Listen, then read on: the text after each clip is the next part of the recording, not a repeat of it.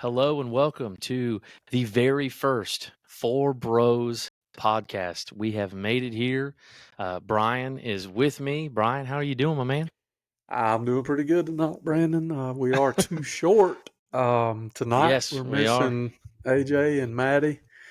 Different Yeah, so if you're reasons. used to seeing, the four bros that make up the four bros, Andy is not here and Matt is not here. So there are going to be episodes where all four of us are here. There's going to be episodes like this where you just have two of us.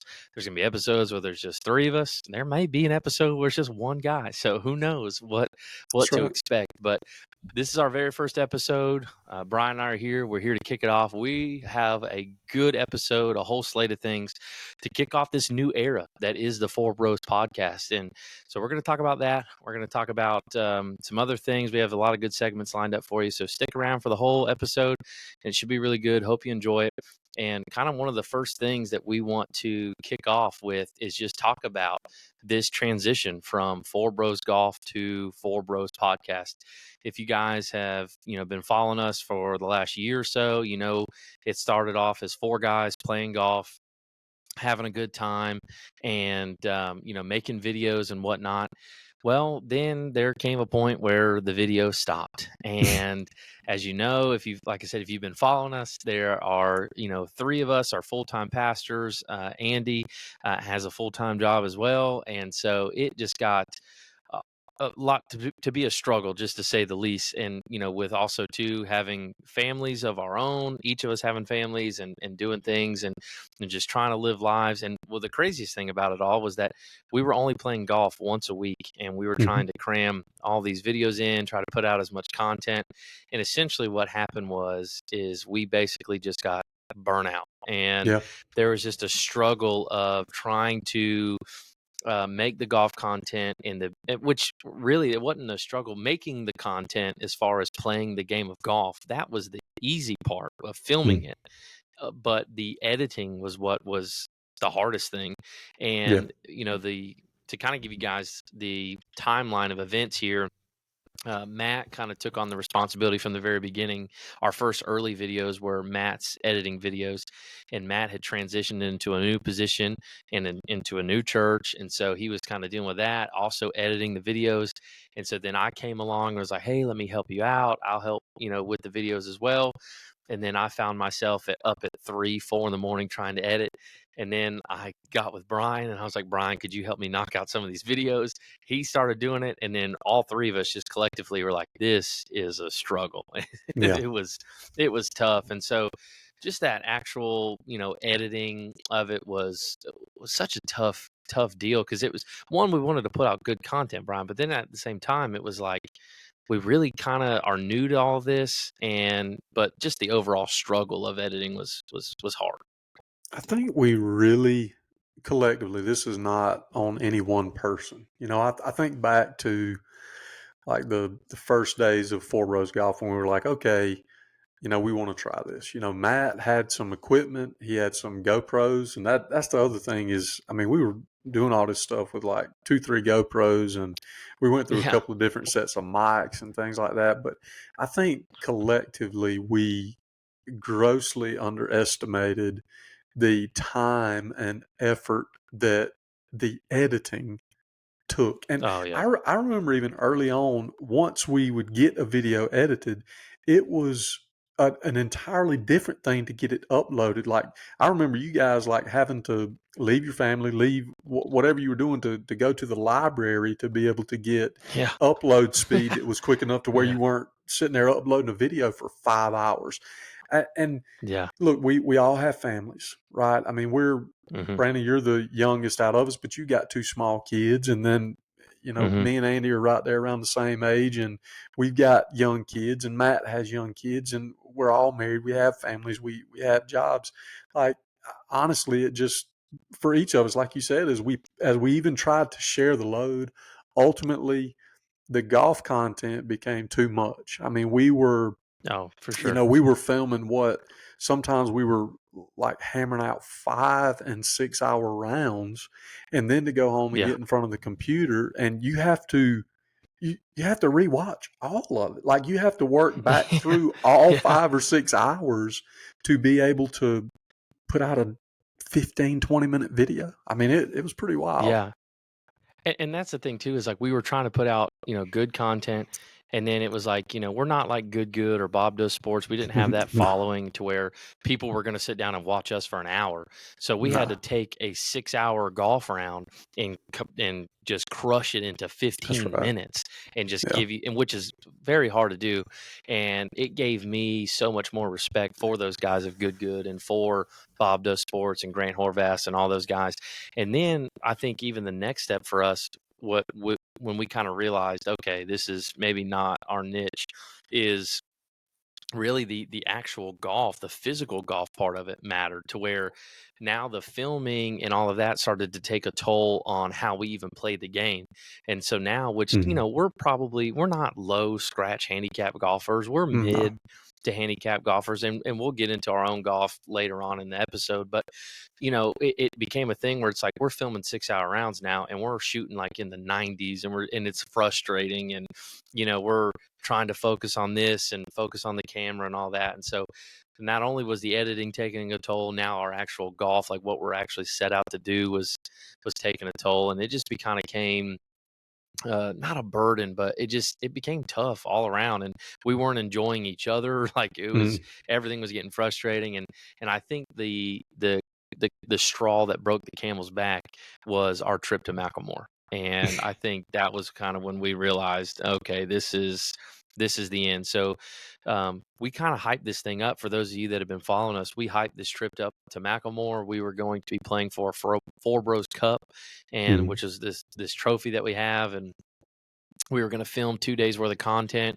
Macklemore is in a town up in North Georgia called Rising Fawn. Macklemore is probably one of the top 10 public courses in the country. Beautiful. It is beautiful. It is immaculate. It is easily within my top 2 Mm. courses that I've ever played at. And it was just gorgeous. And we did a stay and play there. And we played 2 rounds of golf. And the golf by far was by far the worst golf that all 4 of us had played collectively. And there was a mixture there. The course is a very tough course. I mean, but we were so in deep in trying to film content and this and trying to play a course we never played before. That six Mm. and a half, 7-hour ride back home we had that collective conversation of, okay, this is it. Well, you and I have talked about this, and Andy and Matt as well. Like, I think we all know that Macklemore broke us. Like Oh, not from 100%. a, we still love playing golf. We still love being around each Yeah. other, and we still play every single Wednesday that we're able. I mean, it's just become Hmm. part of what we do, and I envision we'll be doing that for a long time. But that trip, I look back to it, and like you said, we hyped it up. We were, we had it planned 3-4 months in advance. You go up there, and honestly, I'd never heard of the place. I'd never heard of the No. place. I knew it was relatively new.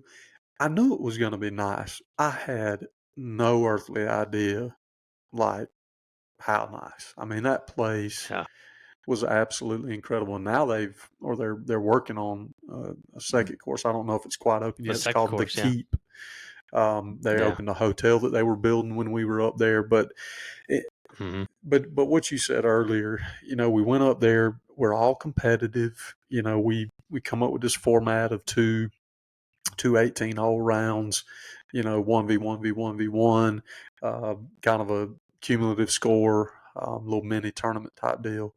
And dude, I remember on the front nine, and I played worse than any of the 4 of us. So, that it's on me. But I remember 9 holes in. It had almost been 3 hours. It, Yeah. it was like Yeah. it was This is like two and a struggle. half, 2 hours and 45 minutes when we were making the turn, and we weren't saying anything to each other. No. Everybody was well over par. And again, you're on this beautiful course, and you're trying, like, don't drive here, don't get too close there. So we're walking camera. It, I remember saying, I don't know if you remember this, but I was like, y'all, let's don't forget that we need to enjoy this. That we don't Yeah. need to miss out on this opportunity. If we need to shut the cameras off, then let's just trash the cameras and let's at least try to enjoy our time. Man, it just I don't know. I guess I know for me that was really the first point where I was like, I don't know if we can keep doing this. You know? Yeah, like I said, that ride home was a struggle. But like you even said too, you made a point where I think after that first round, it was kind of like a shell shock to us. Where you're trying to enjoy a course you've never been to. You're trying to take in all the scenery, and that's the thing about the course. If you guys ever get a chance to go to Macklemore, go do it. Go play the course I and don't just know of take any. in. I don't know of any more beautiful view than the top up there where the restaurant is, the putting green. No, I yeah, mean, it's oh yeah, panoramic. It's wild. we can throw up some pictures here, and you can Yeah. and just kind of see what we're talking about. But it's a beautiful course. The scenery was beautiful, and that was the thing. I don't regret, us filming and stuff. Now, Mm. on the downside of it is like none of that footage has been posted, nor will it ever probably be posted, because number one, the golf in it is terrible, but Bad. two, it would probably be so like you could probably just feel the frustration through the camera trying to Mm. watch it. And like to Brian's point, when we said that we literally went, hours without speaking to each other, it wasn't that we were mad at each other. It was just No, we were like, we felt forced to film the content and we're all playing bad. And so you're more focused on trying to film good content. And now you're not enjoying the golf. And as competitive as all four of us are, it became unenjoyable. Now, I will say this, I still had a great time. we did. I have a lot of memories from that trip. It was good. I will Mm. gladly go back again. Mm. However, I'm not taking a camera. Not with I'm cameras. just gonna go and and Well, we'll and take yeah, the cameras. enjoy and We'll have do a a good time. podcast from Macklemore. We're not going to play. We're not going to film golf from Macklemore. Yeah, yeah. No, it was. Podcast We did have live a good from time, McElvore. and that's the cool thing about our relationship with each other. You know, man, something Oh, for like sure. that could really, I mean, it really could ruin you if some people have, if a couple of us had wanted to continue to push it, but that's where I think we all saw it in each other. Like, our friendship is bigger than this venture Yeah. to Oh, film for golf sure. content, and we just kind of had to come to the conclusion that look, man, the golf product may not be good enough to be doing golf content, which is humbling, man. Yeah. We're competitive. I've played sports my entire life, man. You get me on the basketball court, I'm a problem. You get me on the softball field, the baseball field. You put a football in my hand, I'm gonna compete and I'm gonna be decent. Man, you put that golf Yeah. club in my hand and I can just look silly. It's so frustrating. It's a humbling game, that is for sure. And Yeah, so we had a long conversation in that ride back, and then on top of yeah. that, that was probably September or October of last year of 2023, Mm-hmm. and I think all four of us collectively did not touch a golf club for the next 3 months. Like, so for those of you listening and watching, that can give you kind of a sense of where we were at mentally, to the point where none of it, like we still talked every day, but none of us wanted to pick up a golf club. Like we didn't pick up a golf club. I think I played my first round with the ForeBros, everybody, January of 2024. Mm-hmm. And I think you did too. I think Yeah. that was some of We our first played, time all me, getting you, back and together Matt played a little bit in Atlanta. We were on a trip. We had a in couple of November. rounds in November, but from then, I didn't Yeah, touch a we golf stopped club again. until January. I mean, it was a I was, solid 2 months so I would think in like a 3 to 4 month window, I played golf twice, mm-hmm. and which you go from every week every week. to Yeah, once every 4 months. Like, so, yeah, but I think for all of us collectively, it was a good reset. Like we knew we weren't it gonna was. be filming any more content, and now from January of this year to now it's June basically. We have just thoroughly enjoyed our time again. We're enjoying golf and having just a good time, and so to kind of transition now, this is all of that is what kind of birthed this and what you're Yeah. watching of the podcast. And for those of you who have known myself and Matt for a little while, during COVID and during the pandemic in 2020, we had a podcast that we did to kind of offset our ministries and what we were doing. And it was our way to reach our students and start off doing Bible studies podcasts. And then it kind of became into interviewing people. In fact, Brian was one of our first people we interviewed. And then it, just transitioned into interviewing other guys and other people. And so then we stopped doing that. But so now after the whole Macklemore trip and after us kind of pausing from golf for a little while, we kind of came back together and like, well, we want to do something. And, one of the things that we always enjoyed is our conversations that we have on the golf course.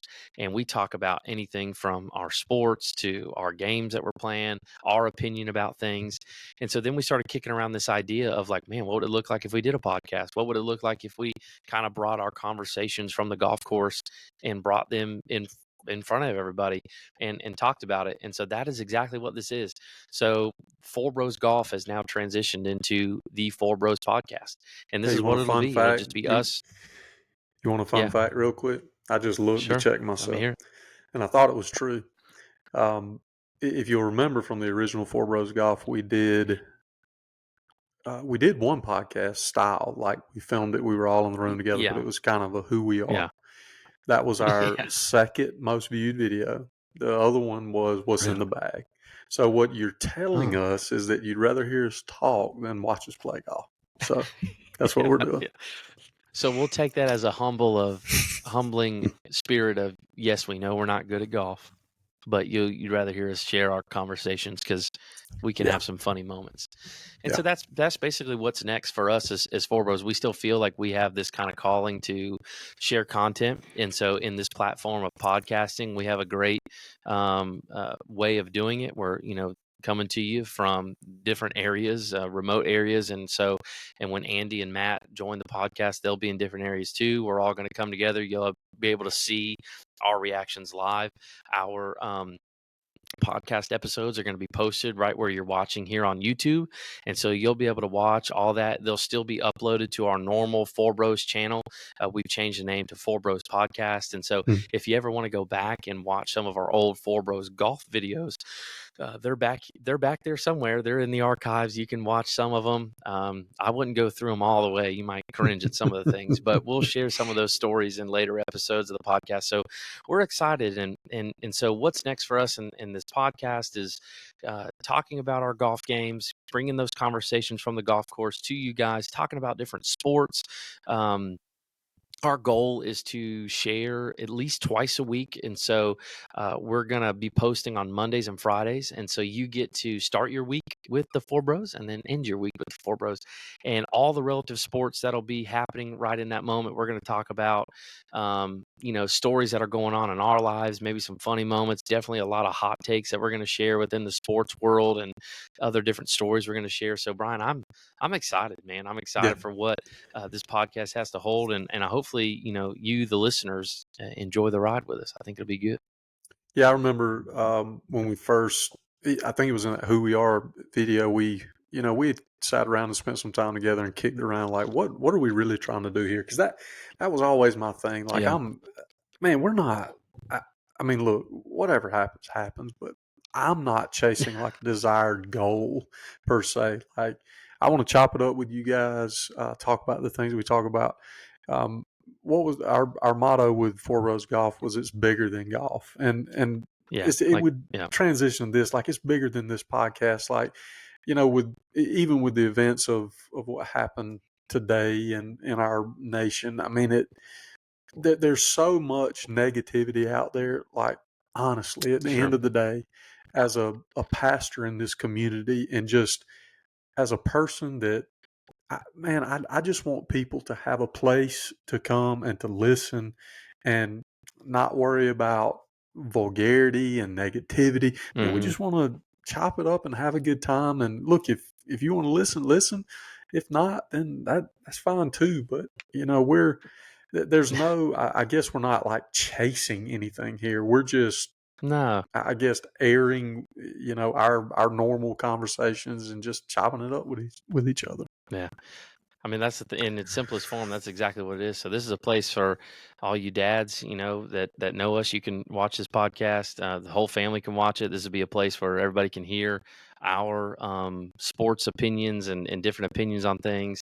And we'll have some debates. I'm sure once the other two guys get in Yeah. here, Andy and Matt, things will get more animated, more exciting, and so I'm excited for what's ahead. And speaking of, one of the things that we love already, and one of the things that we're a fan of that's coming up literally tomorrow, Yep. Saturday night, UFC 302, and we could talk about that for a little bit. It's a really huge card, two major back-to-back cards in UFC Mm-hmm. 302 and UFC 303. As you know, in UFC 303, the return of the notorious Conor McGregor will be there. Mm-hmm. That is, I believe, June 29th. So excited about that. But we'll talk about UFC 302. Brian, kind of give us a rundown of that main card, and we'll try to, between the two of us, make some picks here. Yeah, so 302 main card, and I'm going to butcher a couple of these names. It's kicking off with Randy Brown, and then this, Dos Santos. I'll just say his last name. This Dos Santos, Randy Brown favored there a little bit. Um, you know, Randy Brown for me, he is such a what is he? They're welterweight, so that's 170. This dude's 6'3". Yeah. He's got so much length, and I Hmm. really like him. Honestly, don't know a whole lot about the other guy. He's 20. The Santos is 24-7. So he's got a good record. Obviously, he's got a lot of experience, but I think Randy Brown probably will handle Yeah. him in Randy that Brown's fight. a minus 180 favorite so far. That welterweight.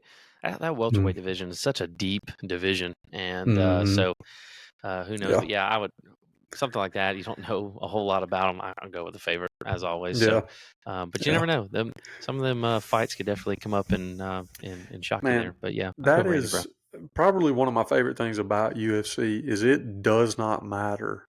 I have so many like UFC Yeah. pay-per-view. One of them is actually with Andy. We were I don't remember which UFC pay-per-view it was, but it was Anderson Silva and Chael Sonnen. We were in Atlanta for a family member of mine, a friend of his, bachelor party, and we were up there, and we ended up Hmm. uh, going to this place to watch the pay-per-view, and that was where Chael basically obliterated Anderson Silva for, I don't remember if it might Yeah. only still been 3 rounds back then, but either way, it was like going the distance, and then right at the end, Silva catches him in a submission. Like, it was the wildest thing ever. But I remember that moment. Like, I've been watching UFC since, like, I mean, I went to the movie store and like rented the VHS, UFC 1, 2. Like, I've been watching them Yeah. for a long time. So it's just really cool to see how it has evolved, and what Dana White has done is Oh nothing no. short of just absolutely incredible. But it's just gotten to the point now where it's so deep. Um, being able to pump out pay-per-view after pay-per-view after pay-per-view. I mean, they do just about one a month, and Yeah. most of them are really, really good. So Yeah. Yeah. Yeah, so if you're a UFC fan, they got some good ones coming up, especially Saturday yeah. night, and but we'll keep going. I think the next one is also a welterweight bout. You got what Nico Mm-hmm. Price and Alex Morano. You got Morano. Yeah. Alex Morano is a heavy favorite, minus two Mm-hmm. sixty five there. Yeah. Both guys, United States dudes, Mm-hmm. in that welterweight division. So, like I said, again, that welterweight division is deep, man. It's super deep. Yeah. So, that's some Y- pretty high odds there for your guy. Yeah, I think you stick with the favorite there. Nico is what? Let me look real quick. Let's see. Yeah, that's what I thought. Nico is coming off of he's coming off back-to-back losses, and he's Yeah, and Alex Morano is he's 24 and lost 9, by the way. 3 out of his last 4. Dating back, and Wow. even go all the way back to 2020. He had a no contest with Cowboy Cerrone.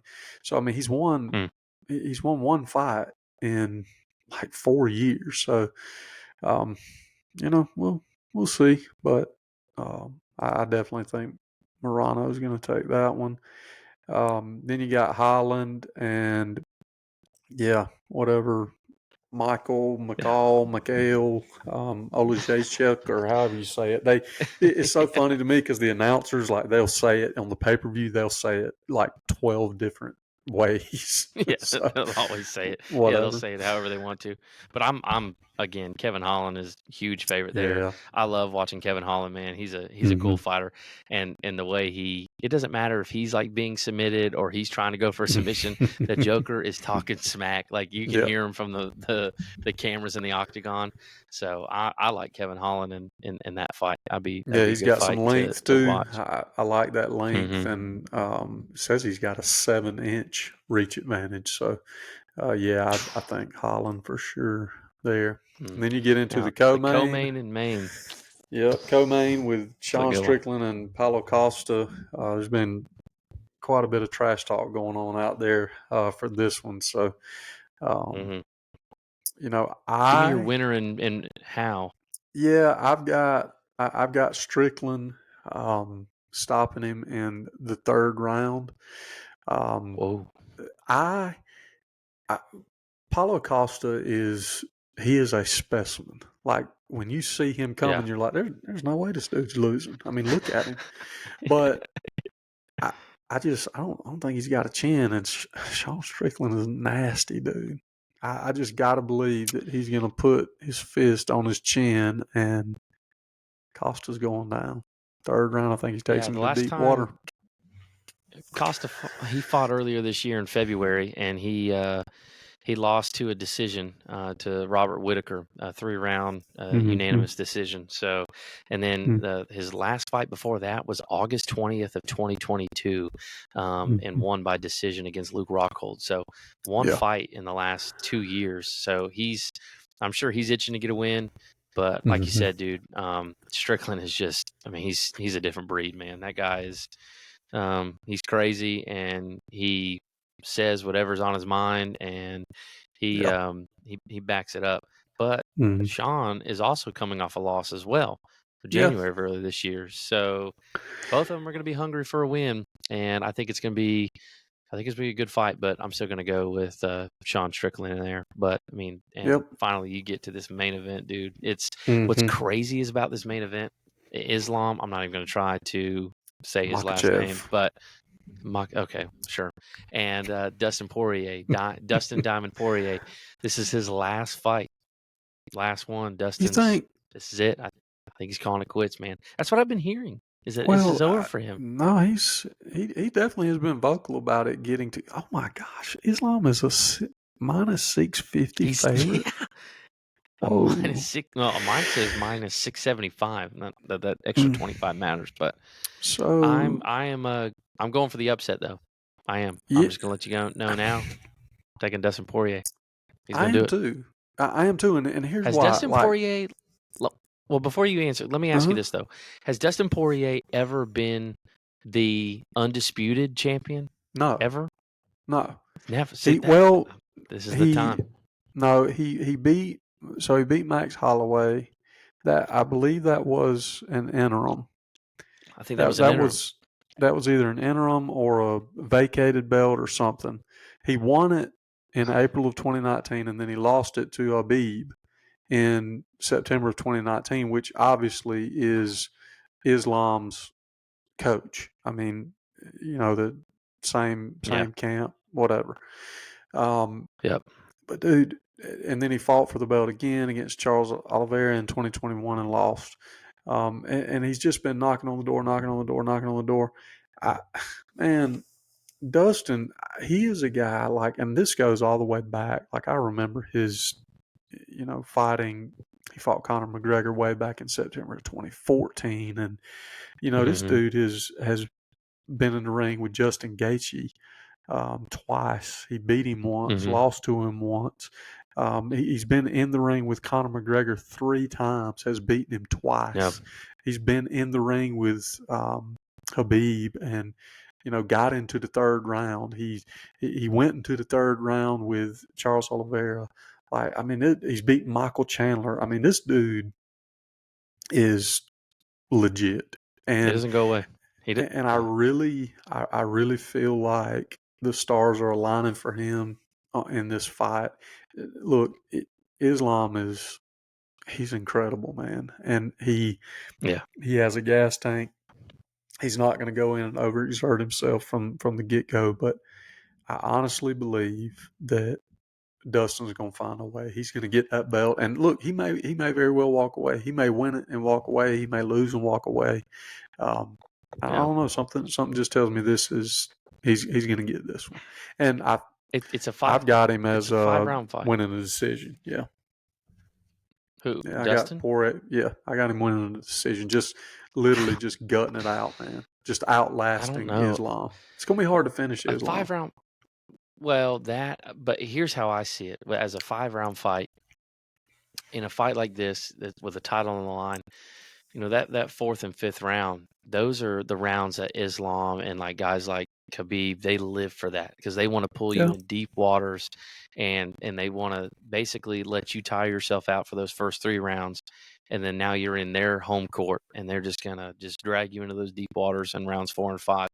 So the way I see it is either the only way, if Islam wins, it's going to be by submission late in one of the rounds, because I mean Dustin has like an iron chin, dude. It's crazy. Yeah. So he's not just going to fold over. So I think if Islam wins, it's going to be a late round submission, and I think if Dustin wins, it's going to be an early round knockout. I really do. Yeah. I just don't see it going into a decision. It's crazy to me that Islam is such a heavy favorite.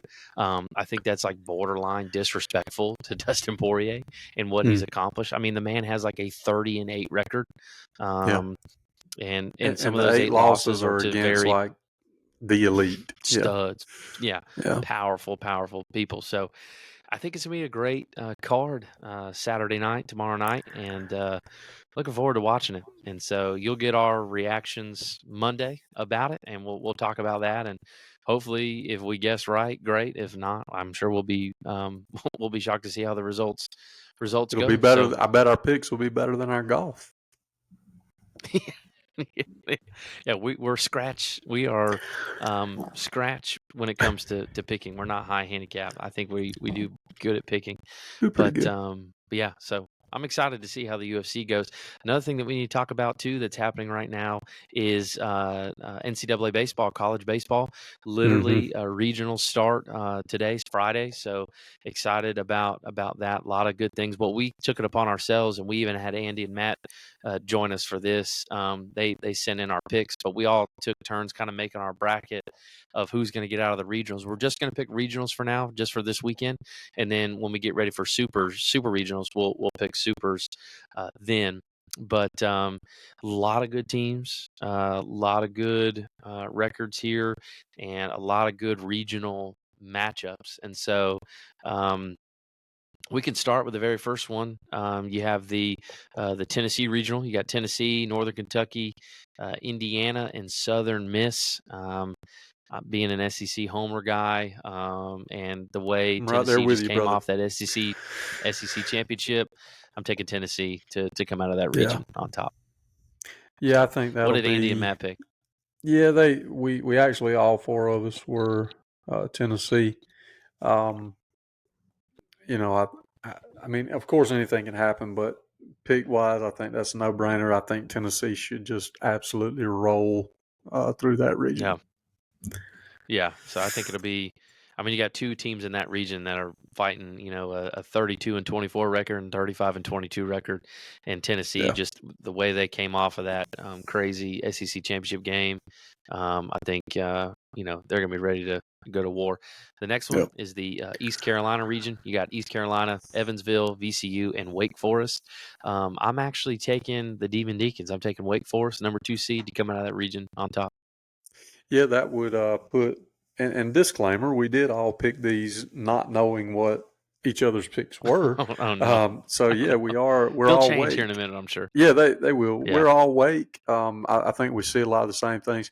I know for me, and what you'll see in my picks, I mean, I'm a firm believer, and you can, even looking at the top 6 or the top 16 national seeds, I mean, good gracious, 5 of the top 7 are out of the SEC. The other 2 are ACC. So it's very for me, it's very ACC and SEC heavy. I just think there was a Mm-hmm. ton of good Yeah. baseball played there. So yeah, I went Wake, Andy went Wake, Matt went Wake, and obviously you went Wake. Yeah, to speak to your point about SEC, I think this is the most SEC teams in the history of the SEC that have made the tournament for baseball. Yeah. Let me count. There's 1, 2, 3, 4, 5, 6, 7, 8, 9, 10, 11, 12. 12 So SEC teams. there's only 14 teams in the SEC. Who didn't make it? I don't know. Who? Oh, wait. What losers Hold didn't on. No, make it? 13. They're 13. I'm No. counting Oklahoma and Texas. Can you count them? Oh Or no, do you not not count yet. Oklahoma and Texas? Not yet. Oh, okay. So Next year. then 11. So then 11. Okay. Okay. 11. But still. And I'm looking here Oh my God. at the top 16 seeds. Okay. So the top 8 are 5 SEC, 3 ACC. Yeah. If Tennessee, you go Kentucky, Texas A&M, 16, Arkansas, yeah, Georgia. Yeah. yeah. But Yeah. Out of the then top North 16. Carolina, Clemson, Florida State, NC State, Virginia are all ACC. ACC. I mean, Well, and that's kind of that's been the just trend wild. for the last however many years, man. The SEC um, and ACC have kind of dominated baseball in recent years. I mean, look at the Yeah. national championship last year, Yeah. Florida and LSU battling out, which was one of the most absurd 3-game national championship series I've ever seen. Like Yeah. LSU Silly. won the game by like however many runs, and then Florida won by however many runs. But anyways, all right. So Yeah. everybody picked Tennessee. Everybody picked Wake Forest. Now let's move to Yep. the Oklahoma region. We have Oklahoma, Oral Roberts, UConn, and Duke. I'm going to go with the number 2 seed again. I'm taking Duke to come out of that one on top. I got them beating Oklahoma to come out of that region. We're all thinking alike, my friend. It was Duke Okay. for me. It was Duke for Matt, and Duke for Andy. So again, and There. I mean that was my thought process. Duke. Yeah. If I'm not mistaken, they beat Florida State for the ACC championship. So I mean that's ACC champ Duke. Yep. Yep. That and again go back to the national seeds: North Carolina, Clemson, Florida State, NC State. Duke had to get through them to win the ACC. So I just think they're Yeah. too And strong. Duke as a university, man, they're doing really well. I believe their women's softball team has made it to the World Series, so they're not just a Mm-hmm. basketball school, man. They're making Mm-hmm. strides. All right, now we Yep. jump down to our neck of the woods, man. We get down to Tallahassee, like a 30-minute drive south from us. You got Florida State, Stetson, UCF, and Alabama. That one was a clear choice to me. I'm rocking with Andy's team, man. I'm going Florida State. Yeah, It pains I me to was say Florida it, but they're State. such a good team. Yeah, I mean, I think they're just too much in that regional there. I went Florida State. Matt went Florida State, and Andy went Florida State Yeah. as well. All right, now we can jump down to another SEC region host, Arkansas. I believe that's Southeast Missouri State, Missouri State. Kansas Yep. State, Mm-hmm. and Louisiana Tech. Mm-hmm. Again, I went with the host, going with SEC, going with Arkansas. Yep, that was pretty easy pick for me. Arkansas strong. I like them. I went Arkansas. Matt actually swapped it up on us here, and he is going Louisiana Tech. Wow. Said he liked their record, 45-17. And then Andy was Arkansas as well. Okay. All right. So the three of us are still keeping the same identical bracket, but I'm sure it'll Yep. change. And this is what we'll do. We'll come back after the regions this weekend, and we'll see who held true Mm-hmm. to it and who had the closest ones. Again, jumping down to the next one. This one will be taking place in Virginia. So you have Virginia, Penn, St. John's out of New York, and Mississippi State. I went with the SEC school. I went with Mississippi State. I think they're playing some good ball right now, and I think they're on the up and up. And I actually think they could top off Virginia. And Virginia is actually in the top 16. They're ranked number 12 out of Mm-hmm. the national top 16 seed. But man, I think that'll be a good battle between SEC and ACC. So I actually picked Mississippi State there. Yep. Right there with you. Again, I picked Mississippi State. Um, that was a tough one. Like I was Mm-hmm. torn certainly between Virginia, Mississippi State, but I do again. I'm just trusting the strength of the SEC essentially in that pick and taking Mississippi State. Matt did pick Virginia there to come out, Mm. and he picked Mississippi State. So Andy Okay, was there Mississippi you go. State as well. We're still rolling. I Yep. think the second one away from that, not the next one, but the next one, we might differ. But all right, Mm-hmm. jumping down over to Arizona, you got Arizona, Grand Canyon, uh, West Virginia, and Dallas Baptist University (DBU). I went with the Mm-hmm. number 1 seed there. I went with Arizona. Okay.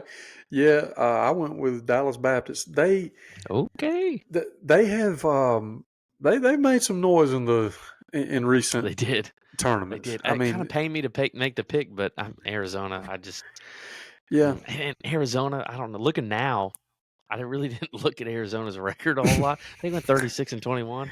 Dallas Baptist went 44 yeah. and 13. I know they're playing different teams of ball Conferences, there. yeah, yeah. Yeah, but I All don't I know. can I might think, regret and that. I don't know this.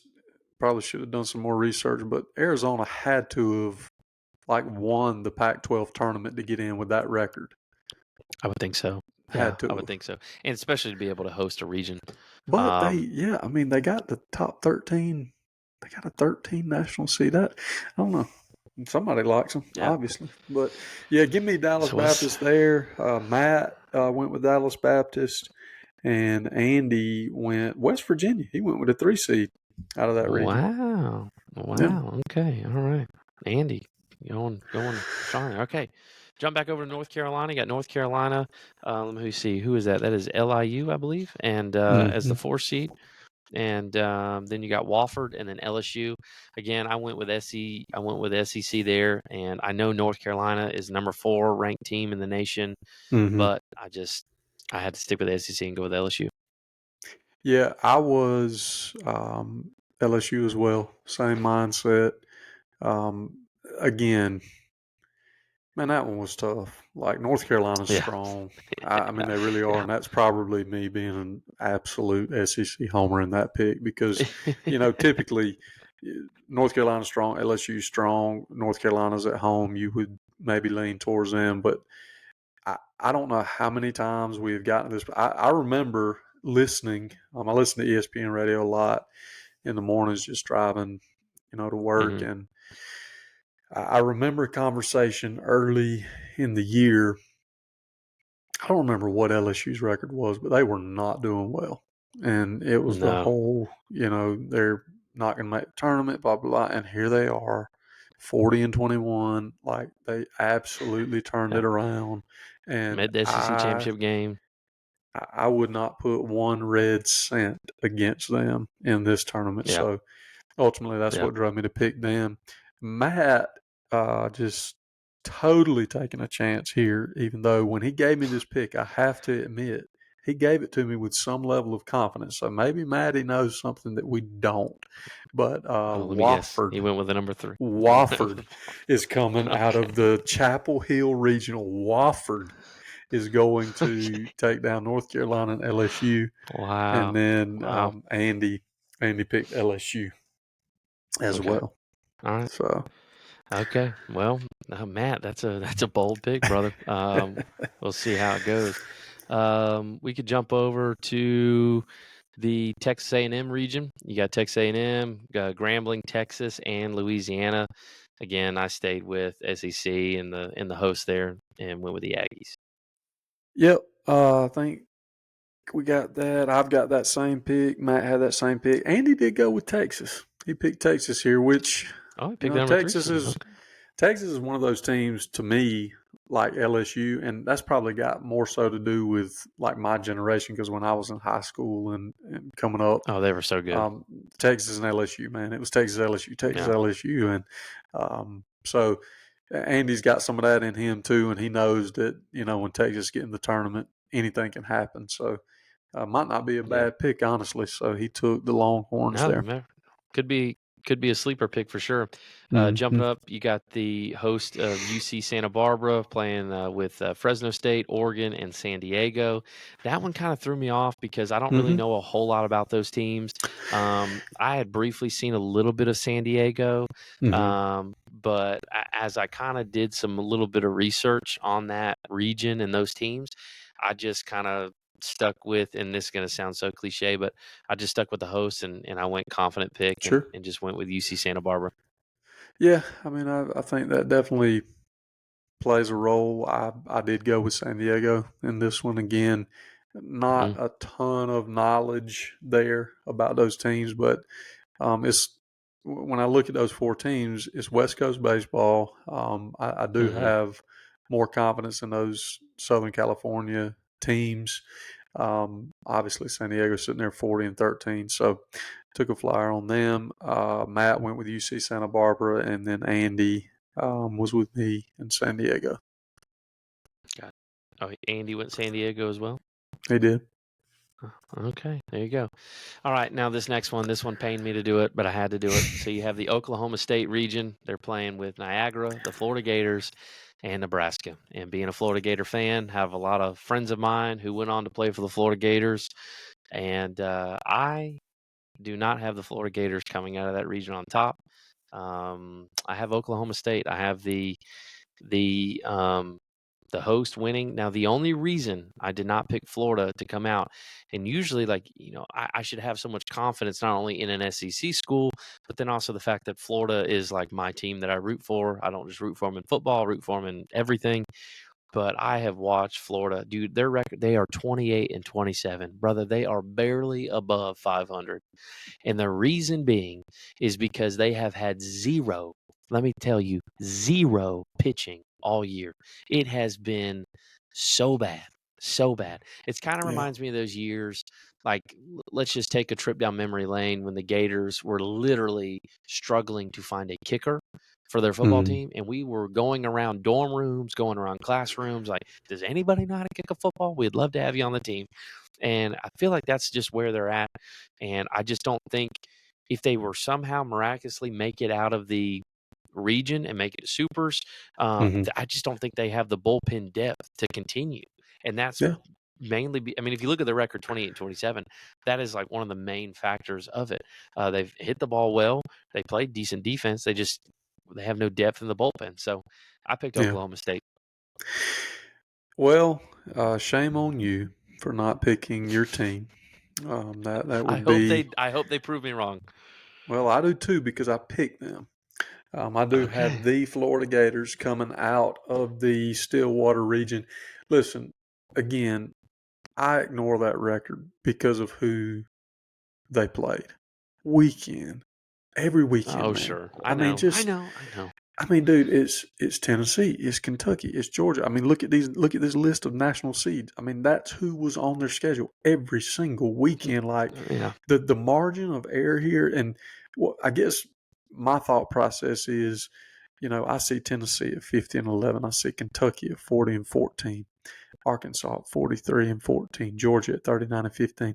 Dude, you could flop Florida's record, swap it with any of those teams, and swap the other one. Like it's that razor thin, in my Yeah. opinion.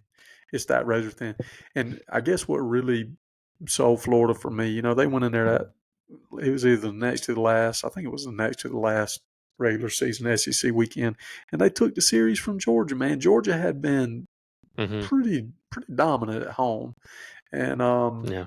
for Florida to go in there and take 2 out of 3, Georgia's got a good squad. Obviously, that's my team. I think they're really good, but I just got Florida coming out of that regional. Yeah. Um, Matt had my man is. This is another one. He just he said it so quick, like it caught me off guard. That he has 4 seed Niagara coming out of the Stillwater Regional. I think Boy, as I'm starting to look at my bracket, I'm starting to see a trend here. I think he's doing this on purpose. hey, Like I, well, oh my God. maybe so, but I'm telling you, I heard the man's voice. and there was confidence in Niagara. I don't even know. I would tell you what their mascot is, but I don't know what it is. I Is it assume a maybe the waterfall? waterfalls, but I'm not sure. I'm not sure. Who did Andy go with? Andy, where is he? Oklahoma State. So we were all three Okay, different. all Who'd three. you Well, have? You I had had OK Oklahoma State. State. Yeah. Okay. Yeah, I don't know. I want my Gators to go as far as they can. The softball team, they are at the College World Series, so I have a little bit more faith in the women's softball than I do in the baseball. But I mean, to your Yeah. point, I mean, I don't know. They could surprise me. So Going up to South Carolina, you got. let me Oh, go break ahead. that down real quick. Just we'll spend some Yeah, time since this is your team. I look at it. This is how I looked at it. They yeah, got Nebraska first. They're going, dude. Come on, they're beating Nebraska. Nebraska's a 39-20 Big 12 team. Get out of here. yeah. They ain't We playing. just can't get behind.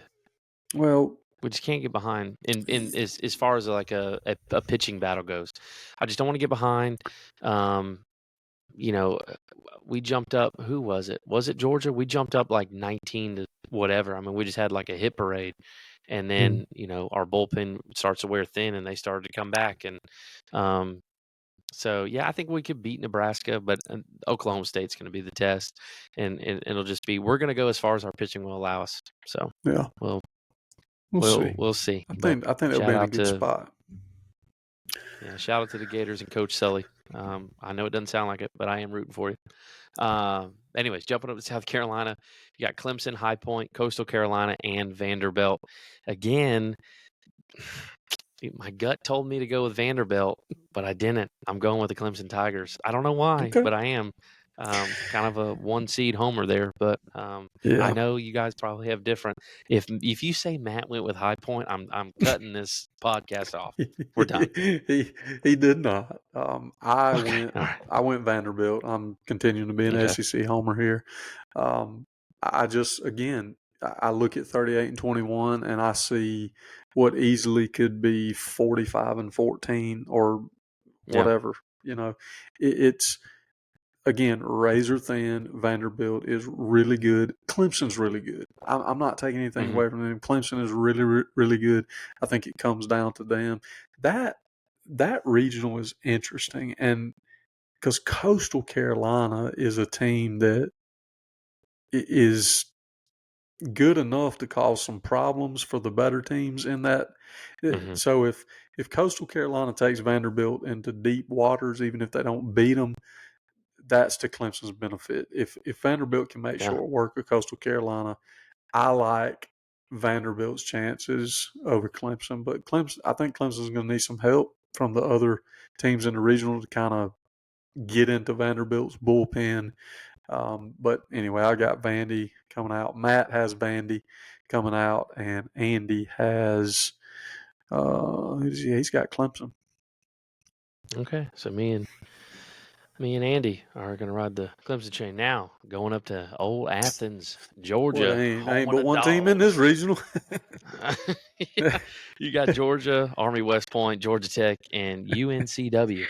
This was Yeah, probably the easiest of the regions to pick, and of course, I yeah, think all of us probably picked the University of Georgia. The Bulldogs are playing good again, another SEC team. Their 15 losses though mostly are SEC schools.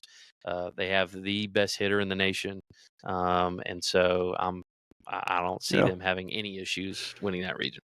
Yeah, Condon is a monster, and I think Yeah. I mean, he's gotten a lot of the attention, but hmm I think the team is good, right? And Yeah. this is the NCAA baseball tournament. I mean, you get into a double hmm elimination 4-team tournament, anything can happen, man. It's almost That's right. the format is almost frustrating because you go Yeah. all season. The games that matter, you're playing these 3-game sets. So and I've always said this about baseball. Good pitching is going to be good hitting any day of the week. So, Mm. let's just say Army has, and I don't know. I mean, I don't think they do, but let's just say they have one elite arm to throw out there. Anything can happen. They may not have the Yeah. depth, but if you've got a guy to run out there on the hill and just totally dominate, then anything can happen. Yeah, But yeah, anybody's due for a good day.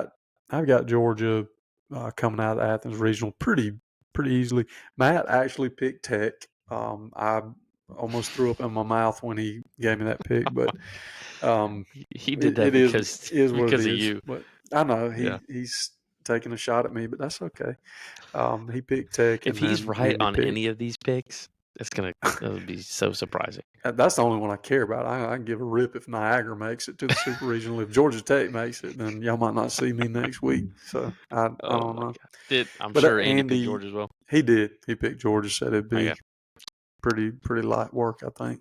So Yeah, I think so. That's probably the easiest region. Last three here got back North Carolina, got NC State, Bryant, James Madison, South Carolina. I went with the SEC school. I picked number 2 seed South Carolina to come out on top on yep. that one. As did I. I told you I am just crazy SEC heavy here. Once again, Yeah, it's you see the record and you think mediocre, and it's not because of the competition that they play. So I've got yep. South Carolina coming out of that region. I think NC State's a good team, but South Carolina's coming out for me. Um, let's see, Matt. This man has picked James Madison. James Dude, this Madison. Matt, when you listen to this, I want you to understand something. And it will have already happened by the time you hear this. But James Madison is not going to win that regional. You heard it here will they win a first, game? even though Will they win you'll a see game? it first. They may beat Bryant in the elimination game. And I don't know, Bryant's 36-19. I don't know, they're beating somebody, but James Madison Yeah, they may beat Bryant, but they ain't beating South Carolina or NC State. yeah. No, Uh, no. okay. Well, And Andy all was right. NC State. He had host NC State, so he's Oh, a okay. little more ACC heavy with his All right. FSU support. So Okay. Last two here. You got Oregon State, Tulane, Nichols, and UC Irvine. I got Oregon State. I got the host to win that one. That was 1-2. Kind of didn't really know much about. Kind of did some research. Oregon State. I mean, they're sitting on a 42-14 record. They're sitting as the host, and they also sit 15th nationally yeah, in the top 16. So yeah, that was kind of clear to me. seen this story too many times. Oregon State, Corvallis. Pay attention to this regional. Like if you get a chance to, if you're scrolling through ESPN, ESPN Plus, whatever app you have or whatever, and you see a game from this regional, just click on it. I can guarantee you right now, and I haven't looked at the weather, I don't know, but I guarantee you it's going to be abnormally cool. It's probably going to be Mm-hmm. overcast and a little bit damp. It's like, man, they will bring teams into that environment and just absolutely wear them out. You got UC Irvine coming from Southern California. You got Tulane coming from Louisiana. Like, brother, I'm telling you, it's hot down here. It's hot in Southern Yeah. California. These jokers fixing to go up there. It's going to be 55, 60 degrees. They ain't With going to know hoodies what on. hit them. They're going to have hoodies on playing up there like it's February. That's, And that's right. I got Oregon State just absolutely rolling there and getting out of Let me hear it. that Okay. regional. Matt picked Oregon State, so he Okay. All right. went with the host there, and Andy actually picked UC Irvine to Wow. upset Oregon Okay. State in that region. There you go. All right. And then finally, we get to the last one here. I'll go back to Kentucky. Kentucky, Western Yep, Michigan, Illinois, and Indiana State. Again, I went SEC, Kentucky, playing some yep. good ball, 40-14 record. And, I mean, I would say 14 of those 14 losses were probably SEC schools. Haven't looked at their schedule, but Kentucky was a clear choice for me. Yeah, we're all unified there. Kentucky There you across the go. board. I think that's going to be a snoozer. There you go. Yeah. So again, we'll see how everything shakes out as far as as far as the region goes, and we'll keep track of this. We'll see if any of Matt's upsets come out on top, whether it's be James Madison or whatever. There is Niagara an opportunity, Niagara. There is an and opportunity with Wofford. 11 SEC schools. Let me ask you this: with the opportunity of having 11 SEC schools, could you, in your right mind, see an all SEC College World Series? That would mean Alabama would have to win the Florida State region. I was fixing to say, is it even possible? Is it It is possible? possible. So Tennessee, if they won the Supers Okay. there and Alabama won the Supers there, Okay. that would put Alabama and Tennessee in that first You got two game. chances in the third slot. So you got Arkansas, Mississippi State, and LSU in that next slot. One of them or two of them could possibly make it, and No, then you you have got Texas A&M. Arkansas and Mississippi State competing for a slot, and then you got LSU competing for a slot, Yep. Yeah. So and that's what I'm saying. then But they would meet, and then the next one is Texas A&M and Florida. They would have to win out of their two regions, win their super, and they could yeah, meet each other. And then you have Georgia and South Carolina. They're competing to go, and so they could go, and then you'd have Kentucky. So yeah, there is a chance that could be an all wow. SEC. That's I insane. don't think it happens. No, I I think College six. World Series is going to be SEC loaded. I think there's going to be 6 teams. I think Tennessee How gets How many there. go? 8. It's 8, 8. right? 8 go to the College World Series. So yeah, 6 out of 8. It's crazy, dude. I think And that's Tennessee what kills me. goes. Well, I was going to say, even in football and other sports, people bash the Mm-hmm. SEC. Like, dude, it's not just football. It's not just basketball. No. It's, dude, literally. I mean, this is where the best of the best come to play, and you're seeing it. Like, I got this bracket right here. I mean, you're Mm-hmm. seeing it happen. 11 SEC schools. So Yeah. it's, And baseball I don't know. is So we'll. it's with it being a spring sport and the way that weather patterns work in the U.S. It's no secret that you see better baseball in the Southeast, and Mm-hmm. that's just the way it is. It's been that way for a long time, and I honestly believe it has a lot to do with the weather. I mean, as crazy as that sounds, I Yeah. mean, people just Yeah. gravitate to.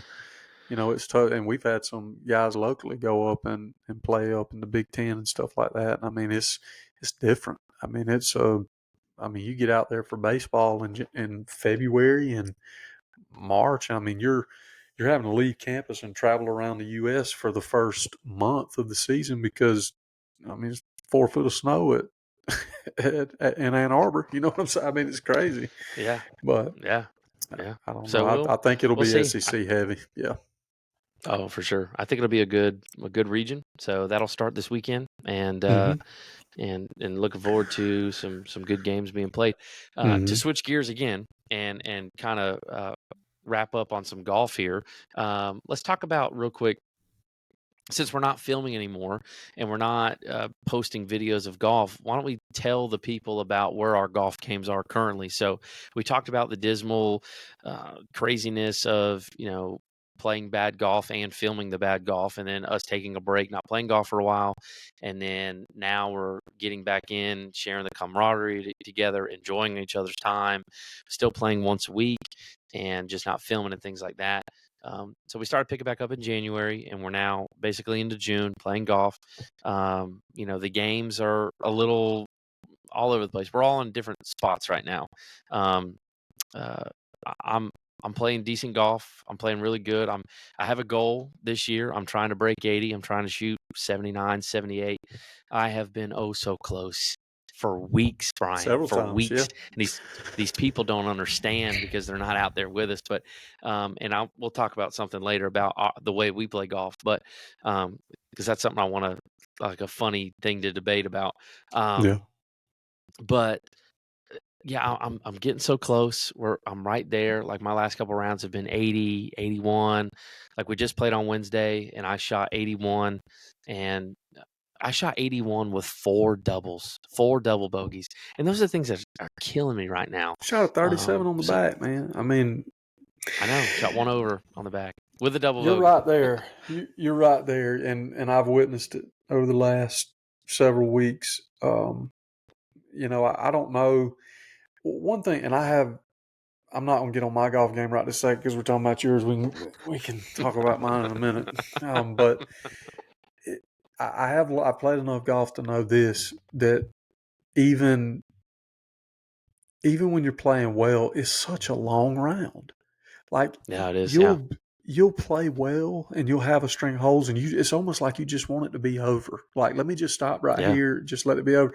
But you got to keep grinding, you got to keep making swings, and that's what I've seen in you is it's kind of just you've got to break through that wall of not letting yourself pull back in which this past week was a little bit different. You started slower and finished a lot stronger. But in Yeah. the prior weeks, you had started strong, and then it was just kind of a right there at the end. Those last 4 or 5 Hmm. holes, you just a slow taper. Yeah. So I think you'll do it. You're playing really well. Short game has come a long way. I think you're gonna do it soon. Honestly, Yeah, and with the courses picking up and like in speed and greens are good, like that's one of our favorite courses. For those of you that live kind of where we live in the South Georgia area, if you ever get a chance to play Crooked Oak in Miller County and Colquitt, please go do the so course. We just nice. played it this week. It is so nice. There was not one single bad green, not a blade of grass out of place on the greens. They were Perfect. so nice. Fairways are great. That little golf course in that little podunk town of Colquitt, they got something going on, man. And shout out to those people. But It's been that yeah, way that for was a kind of the long time deal. too, man. Yeah. Yeah, they've always had a great course. So they had a little USGA junior match thing going on while we were there. So they sent us off on the back nine, which already kind of threw all of us off. Not using that as an excuse, but it Yeah, did throw us all off. And yeah. I shot a 44 on that our front, but it was the back nine, which with the 44 was with 3 double bogeys. And so that was kind of to your point. I was like, man, I could either take this mindset of like, well, this round's over. Now we're just going to try to shoot in the mid 80s, or let's lock in, because if I just shoot 1 under, I can shoot 79. And I started the first 3 holes, I went birdie, par, birdie. And I was like, oh my gosh, I'm 2 under par. Like, what is happening? Yeah. So then it was okay. Let's focus up here and let's try to hit some good shots. And then I think I had a bogey and a double. End up shooting like 1 over, shot a 37. But that's the thing. It's I'm right there, and I have to start playing smart. Like, one of the things that I've been doing is on the par fives, and I've had to like talk myself out of trying to go for it, trying to blast a 3-wood down there on my second shot to try to make it on the green.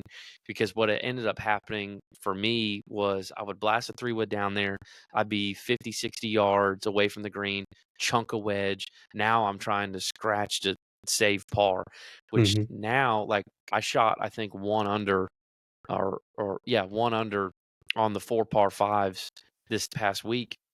And that Hmm. was simply because hit a drive, just find the fairway, and then just lay up to a number to where I could go Yep. pitch and wedge, or pitch and wedge, sand wedge, whatever, making full wedge shots or full iron shots. I mean, that's Hmm. changed everything to treat them as like par fours, and Yeah. so to try to do that. But I think the guys that break 80 on a regular basis, they are dominating the par threes and the par fives. Like, they're taking those 8 holes and they're just completely dominating those 8 holes. And then the other 10 with the par fours, they're just, they're scratching and making pars. They can make a Hmm. bogey here and there, So um Yeah. it's like I said, it's right there. I mean, and you Yeah. think That. for a 79 on a normal par 72 course, you only have to shoot 7 over. That's it. Hmm. So you could bogey 7 of the 10 par fours. Yeah. I mean, it's and I've battled this for a long time. Like, and again, it's the athlete in you, it's the competitor in you. I have the ability to go out to a driving range and I can hit a golf ball a long way, right? And you can. I mean, Andy can, Matt can. Yeah. So what we fight is you step up to a par five and you have to get you can't be thinking eagle. But how many No. times do we think I Oh want yeah. to bang my driver as far down there so that I can get my next, whether it be 3-wood, 2-iron, whatever, and bang it down there as far as I can. And it never works out that way. Mm-mm. I mean, No. rarely. I can count. I made one true solo eagle on my own, and that was chipping in, or not chipping in. That was a wedge from like 80 yards out that bounced and dumped. Like I have never just went driver, green, put it in on a par Yeah. five. I've never done it. And No, par's the name of the it, game. that's what I'm saying. It's not so. The point that I'm making on par fives, it's not that I'm just one step off. Like, not only do you have to get eagle out of your mind, you almost have to get birdie out of you. When you're the Yeah. handicap that we are, and we're saying we're trying to do things like break 80. You need to make pars. It's not about Mm-hmm. birdie. Like you need to be playing conservative enough to where you're giving yourself a chance to make easy pars. I mean, Yeah. if you could play a conservative, consistent round and give yourself easy pars, you shoot even par. I mean, what would you Yeah. give to shoot a Yeah. 72? I Yeah. mean, it's crazy. Absolutely. Absolutely. I found it though within the last month and a half that going out for me, at least, going out and shooting an 84, 85, I feel like I've gotten to a point now where I can do that comfortably. I mean, Hmm. Yeah. I'm sure the day is coming now that I've said this. Next week I'm gonna go out and shoot 97. But I mean, shooting in the mid 80s now is comfortable. Like I feel like I can do it. But when you're teetering on 80, 81, possibly can shoot 79, like if you birdie 18, like I Mm. found it now, it is so difficult to crack 79. And I beat myself Yeah. up because I see those statistics all the time that only like 15% of golfers ever break 90, and I'm over here Hmm. complaining because I'm not shooting 79, but it's like there's only like a small, like you think of all the golfers in the world, there's only a sliver of a percent of guys that are doing that. So, but I Well, mean, I'll be I think honest we're with you, all playing. Brandon. There's a lot of golfers in the world that can't count. That's the truth. That's well, and we'll get into that in a minute. We'll get into that in a minute. But as far as your golf game, man, it's we're working through some things. It's Yeah, a work in I progress mean, right now. when I said at the beginning of this podcast that Macklemore broke us, let me read it broke Brian. It like I have not played since that day.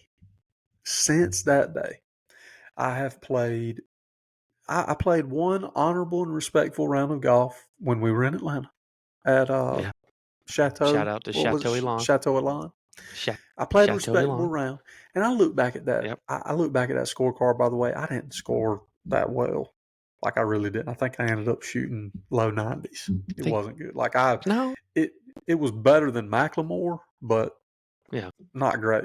And then you remember when we come back out in January, that first round I shot like 84, 85. I was like mid Mm-hmm. 80s. I was like, dude, Played real. Yeah. y'all are toast for 2024. And brother, when I tell you it has been a downhill, no brakes, no way out. I have been on a roller coaster that I do not want to stay on. I am looking to get out of these restraints. They will not let me off. It has been it's been bad. It's been bad. Yeah. And I don't, Well, Brandon, I mean maybe you can help when I say that I developed a pull hook, like that doesn't do it justice. Like yeah.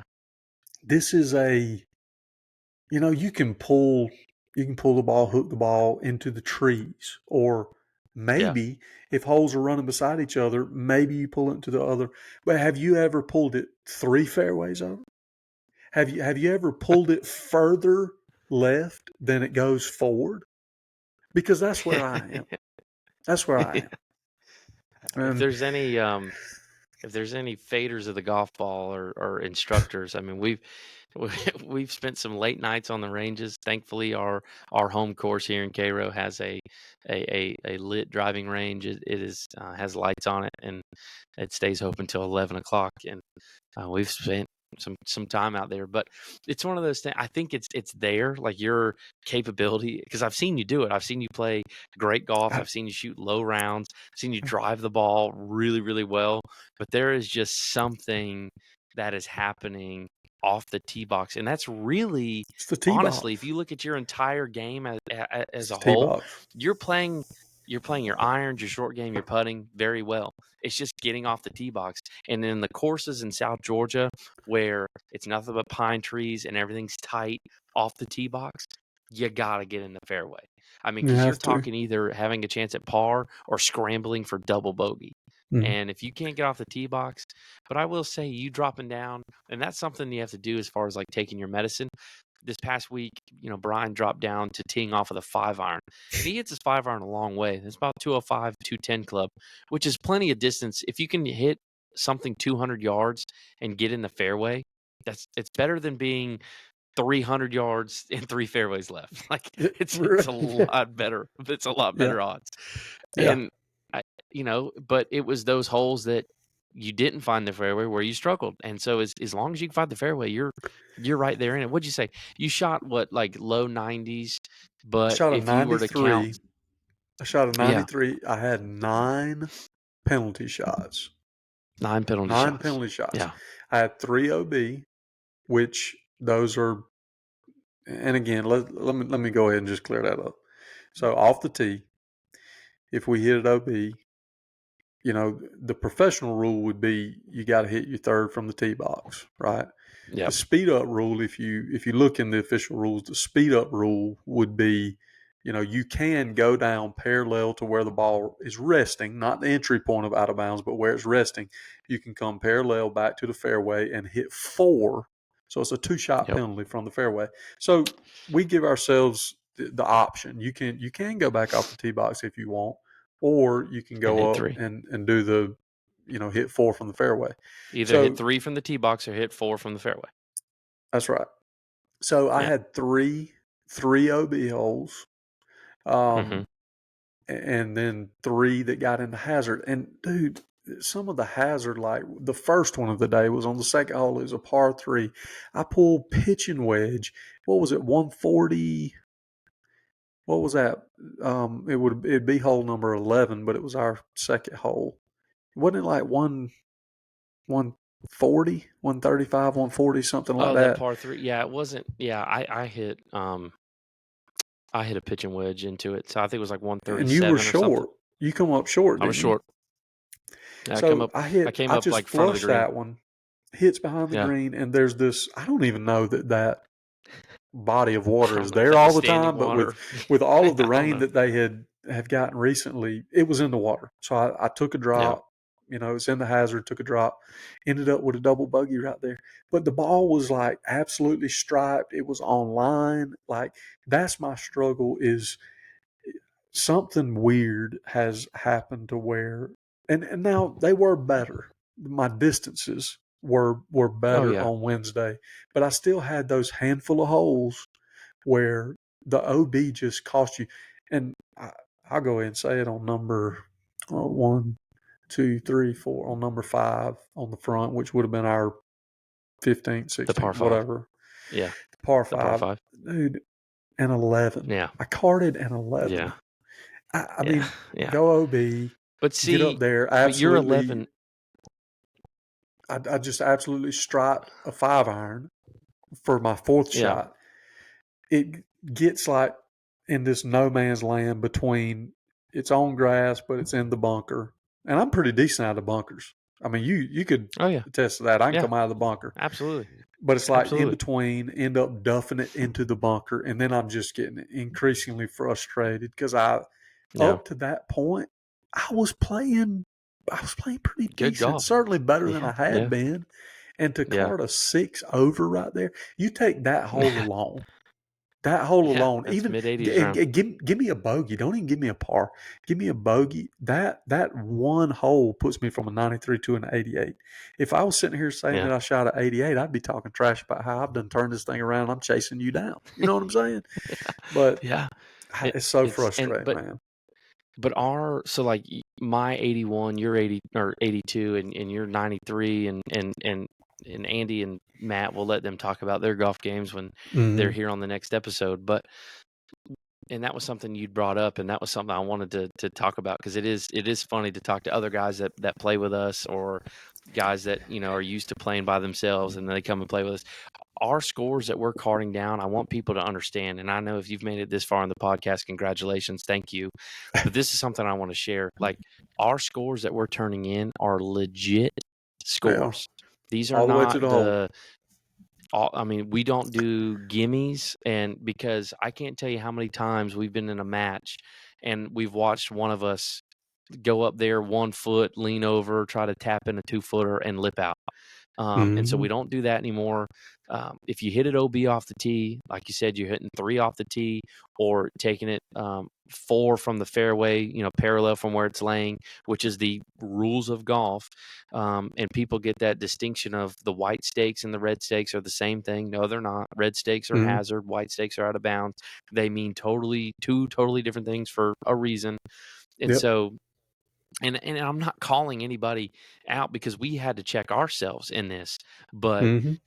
we would tell each other like, "Oh, I went to this place and shot a 80 or shot a 70, whatever." And it's like, okay. And then we started playing these actual the way golf is supposed to be playing. Because I know you guys get out there with your buddies and you're playing and having a good time. One of you kicks it out of bounds. You're like, "Oh, just pull it back here, hit your second shot." If you're trying to get better at the game of golf, start taking your realistic score, like what you're Yeah. actually scoring. And I'm telling you, the Yeah. first month of you doing that, it is going to humble the mess out of you. And that's what it did. Any It took me anybody, after any looking group, at, man, oh, they for sure. Well, you can play any way you want to play, right? If you want to yeah, hit 3 balls, if you want to play 3 balls, do whatever. But don't turn around and then tell me that you shot a 75. I, no, not with three don't. balls. There's no such thing. Nope, You know what I'm nope, saying? And I'll tell you nope. what broke me on it is I got see. I've been playing golf with Andy for a long time, and this joker hits the ball a long way, long way. A long way, long way. Some of the folks that'll be listening, y'all know exactly what I'm talking about. This joker, he is predominantly 3 wood off the tee, and I believe Keeps up with drivers. I know he hit a 310 driver the other day. I mean, he's 300 plus easily Hmm. with his driver, but his 3 wood gets there too. I mean, Yeah, it's right there. But I got sick and yeah, tired of him banging a driver or a 3 wood down their green side, OB, right? yeah. And here I am hitting my little shot, and then I hit my second shot, and I'm just around the green hitting my third, and he's going down there and just dropping, hitting three. I'm like, huh? No, There's no way that we can be in the same position. You can just get up there and just obliterate it. yeah. And that's where what you were talking about, where we had to check ourselves. I mean, I'm not out here like riding around with a rule book saying, you're playing golf the wrong way. You enjoy the game, do whatever you want to do, That's right. but don't tell me you a handicap when you dropping 4 balls trying to get it closest to the pins. You can go up there and tap it in for birdie to break 80. That's I ain't that's here right. for that. So That's right. That's right. And so, it's one of those things, and we'll let them talk about their game, but that's the way we hmm play. I know some of y'all probably play different, but we do it that way. We enjoy it. It keeps us accountable, and but it does because you can all four actually of keep us, a as competitive handicap as we too. are. Yes, you can actually keep your actual handicap because I can't tell you how many times we've gone out to these 4-man scramble tournaments here locally, and that people are saying like, "Oh, I'm a scratch golfer, or I'm this," and then they shoot a terrible score, or then they say, "Oh, I'm a 20 handicap," and then they go and win the tournament with a 20 under par, and it's like, what are we doing? So, it keeps us accountable, and as competitive as we are, it keeps our legit score and it helps us get better at the game of golf. Yeah, And so I'd like to see like in the comments if that's how people play or not, and yeah. and see what people think about that, or if they think we're just crazy. So, Nobody's going to want to play but golf with us ever. no, no, no, no.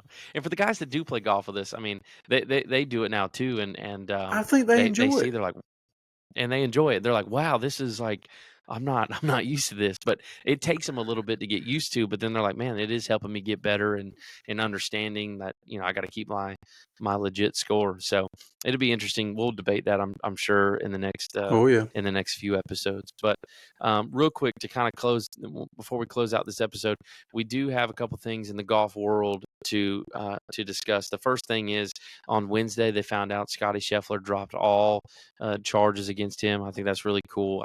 That was something I kind of saw coming. Scottie Mm. mentioned it as a complete misunderstanding, and which I think it was, especially after they revealed the body cam footage of him sitting in the car talking to the police officer and things like that. So good to see that happen. It'd be good for Scottie to get that behind him and get ready for the next two majors of the year coming up with the U.S. Open and then the Open as well, and then finish out the rest of the season. But right now, they have the RBC Canadian Open happening.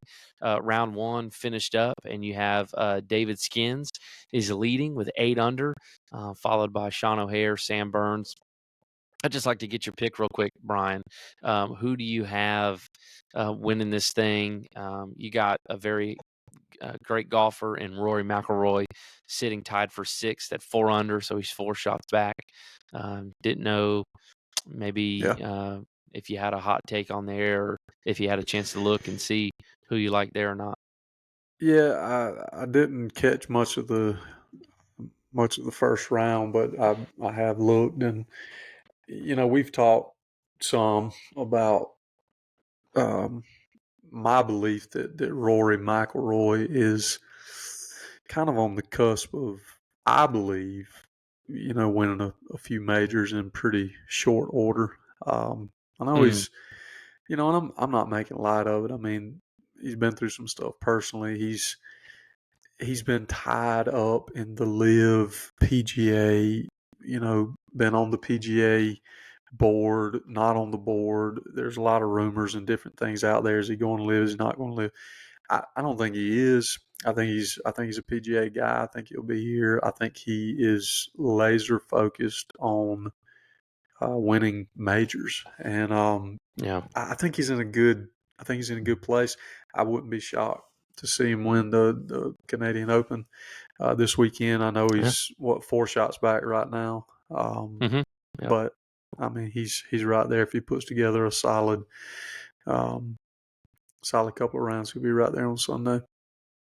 Yeah, I think it'll be good. And so we'll have plenty more to discuss in the episodes to come, and then we'll have Andy and Matt with us too in the next few episodes. So like I said, these episodes are gonna, they could be me and Brian, they could be Brian and Andy, Matt and Brian. There could be a whole mixture, but there will be episodes, all 4 of us together, chopping it up, talking some different things. So if you like this podcast, please subscribe to the channel, like, comment, follow, do all those things. We will post links on we have a Facebook page as well. We'll put all that here in the description. You can go follow us there. Thank you so much for listening to the ForeBros podcast and watching us. And we look forward to seeing you guys in the next one next week. All right. Y'all have a good one. Peace out.